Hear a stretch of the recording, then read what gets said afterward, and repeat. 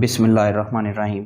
अस्सलाम वालेकुम dear students, this is me Mohammad Anwar Alam और आप देख रहे हैं वीएन एकेडमी यूट्यूब चैनल।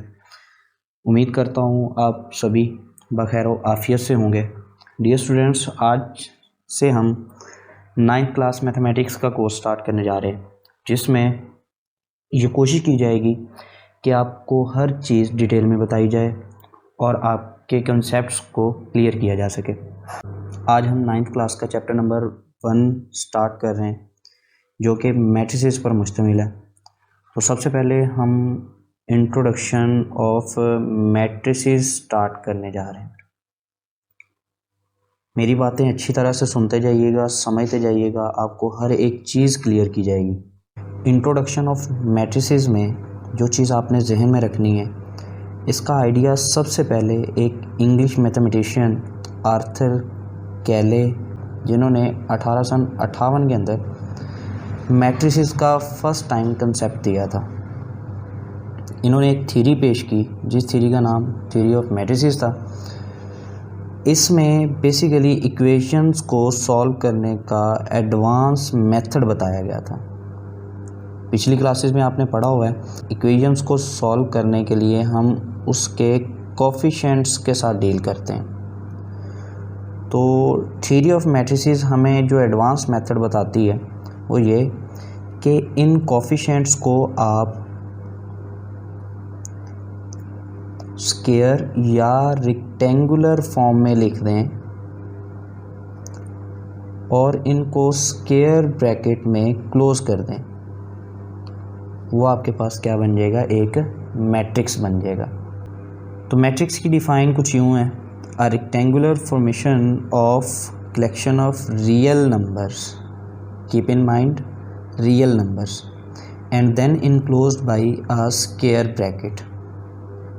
मतलब ये है कि आपने रियल नंबर्स को एक रेक्टेंगुलर फॉर्म में या स्क्वायर फॉर्म में लिख देना है और उसे क्लोज किस में कर देना है, स्क्वायर ब्रैकेट में क्लोज कर देना है। तो इसकी एग्जांपल हम कुछ यूँ लेंगे। एक मैट्रिक्स लिया जिसका नाम हमने क्या रखा, A,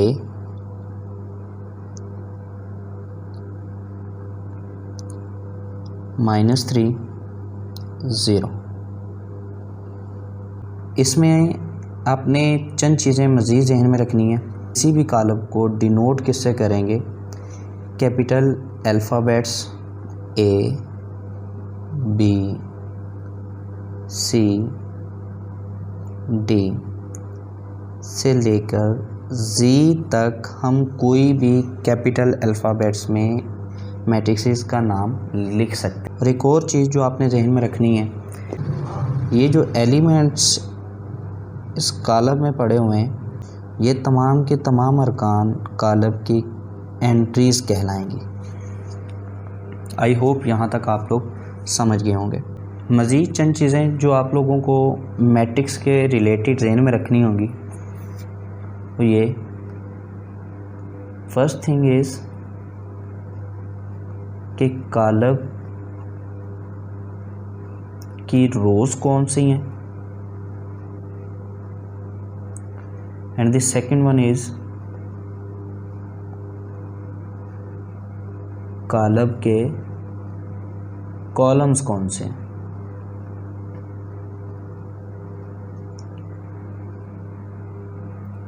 रोज से मुराद एंट्रीज़ जो हॉरिजॉन्टल फॉर्म में होंगी वो आपके पास रोज़ कहलाएंगी, और जो वर्टिकल फॉर्म में आपके पास एंट्रीज़ पड़ी होंगी कॉलम के अंदर, वो आपके पास उस मैट्रिक्स के कॉलम कहलाएंगे।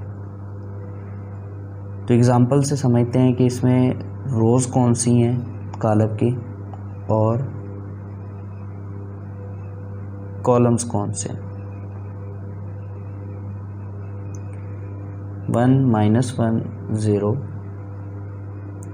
3 2 1। अभी ऊपर मैंने बता दिया है कि जो रोज़ हैं वो हॉरिजॉन्टल फॉर्म में लिखी गई होंगी।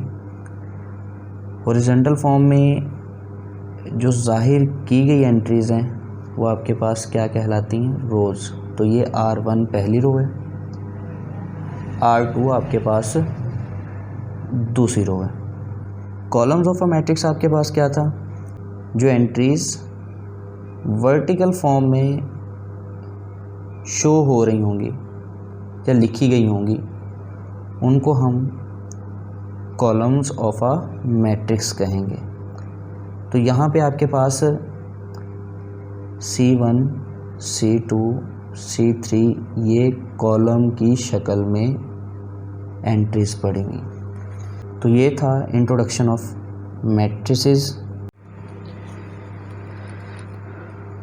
फर्दर हमने दो मज़ीद डेफिनेशंस को और डिस्कस करना है। Order of a matrix. Order of a matrix का मतलब है कालब का मर्तबा। तो कालब का मर्तबा हम किस तरह मालूम कर सकते हैं। स्टेटमेंट इसकी क्या है, the number of rows and columns in a matrix specifies its order. It means to say कि किसी भी कालब के ऑर्डर को या मर्तबे को हमने स्पेसिफाई करना है तो उसके कितारों की तादाद और कॉलमों की तादाद से ही हम स्पेसिफाई कर सकते हैं। दो चीज़ें आपने ज़हन में रखनी है कि नंबर ऑफ़ रोज़ को हम स्मॉल m से ज़ाहिर करेंगे, नंबर ऑफ़ कॉलम्स को हम n से ज़ाहिर करेंगे। तो किसी भी मैट्रिक्स का ऑर्डर लिखने का तरीका हमारे पास क्या है, m/n। फॉर एग्ज़ाम्पल हमारे पास एक कालब है, इसकी एंट्रीज़ हैं 1 0 -2 3 4 3। ये रेक्टेंगुलर मैट्रिक्स है। इस कालब का नाम हमने A रखा है। इसकी प्रेजेंटेशन भी क्वेश्चन की अच्छी तरह से स्टूडेंट्स देखते जाइएगा ताकि आप क्वेश्चन को प्रेजेंट भी कर सकें। Order of a matrix A, मैंने A ही क्यों लिखा, क्योंकि हमारे पास कालब A नाम का है। अगर हमारे पास कालब B नाम का होता तो हमने ऑर्डर ऑफ मैट्रिक्स B लिख देना था। हमारे पास ऑर्डर लिखने का तरीकाकार क्या है, m/n। m किसको जाहिर करता है, नंबर ऑफ़ रोज़ को। तो हमारे पास नंबर ऑफ़ रोज़ जो हॉरिजॉन्टल फॉर्म में पड़ी हुई हैं एंट्रीज़ वो है 2, m की तादाद 2 आ गई, बाई नंबर ऑफ़ कॉलम्स हमारे पास क्या हैं, 3। तो हमने तादाद उसकी 3 लिख दी। ये था हमारे पास किसी भी कालब का ऑर्डर फाइंड करने का तरीका। इक्वल मैट्रिसेस आपके पास क्या हैं, हमारे पास फ़र्ज़ कर लें कि दो कालब हैं A और B। ये तब ही इक्वल होंगे जब ये दो कंडीशंस को सेटिस्फाई करेगा।